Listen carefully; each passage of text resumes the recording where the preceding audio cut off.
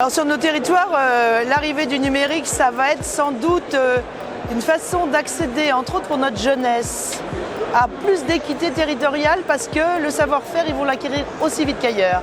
Sauf que, avant que cette jeunesse acquiert ce savoir-faire, il y a toute la population qui est à distance de l'écrit, de la langue française.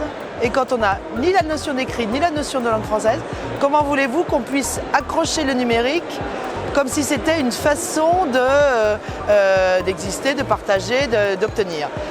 Ça veut dire que le travail qu'on fait sur nos territoires, sur l'apprentissage de la langue française, sur l'apprentissage de l'écriture, la lutte contre l'illettrisme, c'est devenu très vite la lutte contre l'électronisme.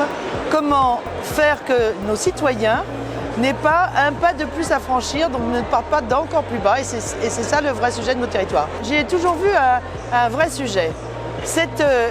Quand on est parent d'élèves, qu'on ne pratique pas la langue française, qu'on ne pratique pas l'écrit, votre enfant vous dépasse très vite et du coup le rôle du parent n'existe plus. Et c'est un des drames de nos quartiers. Si en plus votre enfant très vite maîtrise le numérique plus que vous ne pourrez jamais, il vous a définitivement dépassé. L'apprentissage du numérique et l'approche du numérique parce qu'il faut absolument que grâce à ces moyens-là, qui au départ pour les parents ne sont que des moyens, le parent reste le parent avec sa capacité de lecture, sa capacité de décryptage et sa capacité du coup d'interdiction à l'enfant de ce qui ne relèverait pas d'approche de son âge ou d'approche néfaste. Et donc sur nos territoires, plus qu'ailleurs, le travail contre l'électronisme est la première marche de l'accès au numérique.